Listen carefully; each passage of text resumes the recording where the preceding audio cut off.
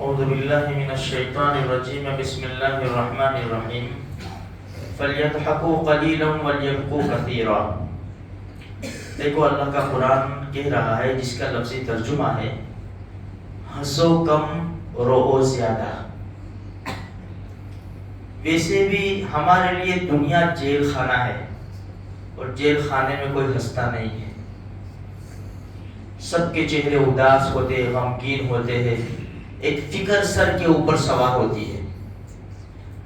ہمیں بھی دنیا میں رہتے ہوئے ایک فکر سر کے اوپر سوار ہونی چاہیے کہ میرا رب مجھ سے راضی ہے کہ نہیں، مجھے قبر میں جانا ہے، میرا کیا ہوگا، کیا میں رب کے سامنے کھڑے ہو کر پوری زندگی کا حساب دے سکتا ہوں، میرے حق میں میرے رب کا فیصلہ کیا ہوگا۔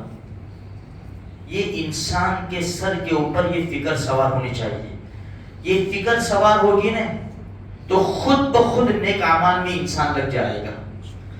جس کو فکر ہی نہیں ہے آخرت کی وہ تو کھلکھلا کر ہنسے گا، وہ تو بہت ہنسے گا، اور ہم نے بہت ہنس لیا میرے بھائیوں، بہت ہنسے، ہم روئے بھی، لیکن عزیز رشتہ دار کے مر جانے پر روئے، کسی نقصان کے حادثے کے ہو جانے کی وجہ سے روئے، دکان کے جل جانے سے، مال کے لٹ جانے کی وجہ سے روئے، دنیا کے خاطر عزت برباد ہو گئی اس سے روئے، اولاد نے ستایا تو روئے، ہم بھی روئے، لیکن ایک رونا ہم نہیں روئے۔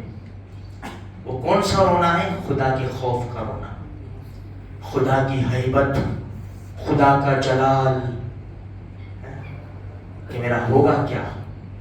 اسی لیے قرآن کہتا ہے فَلْيَضْحَكُوا قَلِيلًا وَلْيَبْكُوا كَثِيرًا۔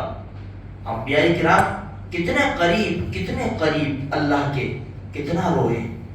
نوح علیہ السلام، ان کا اصل نام عبد الرحمن، نوح یعنی نوحہ کرنے والا، رونے والا۔ زکریا علیہ السلام اپنے بیٹے یحییٰ علیہ السلام کے بارے میں فرماتے ہیں میرا بیٹا یحییٰ خدا کے خوف سے رونے والا، میں اس کے پیچھے جاتا، پیاس کی شدت ہوتی کہ نہر پر جا کر چلو بھرتا، پانی سے چلو بھرتا، قریب منہ کو لے جاتا، پھر پانی پھینک دیتا، پھر روتا اور کہتا اے اللہ اگر میں پانی پینے میں مشغول ہو گیا اور میری موت آ گئی تو میرا کیا ہوگا۔ پانی پینے میں جو ضرورت کی چیزیں ہم گھنٹوں کہاں لگا دیتے ہیں۔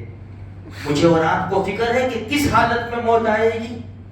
دونوں جہان کے سردار نے فرمایا جیسی زندگی گزارو گے ایسے موت آئے گی۔ اسی لیے خدا کے خوف سے رونا سیکھو، جہنم کو یاد کرو، قبر کے اندھیرے کو یاد کرو، خدا کے جلال کو یاد کرو میرے بھائیوں۔ آخرت کا خوف ہوگا نا تو دل نرم پڑے گا، پھر رونا آئے گا، رب کے سامنے روئیں گے، پھر رات کی تنہائیوں میں آنکھ کھل جائے گی نا، اٹھ جائیں گے میرے رب معاف کر دے، ساری دنیا سو رہی ہے، کچھ اللہ والے ہیں ان کی دعاؤں میں میرا حصہ نصیب کر دے، مجھے معاف کر دے۔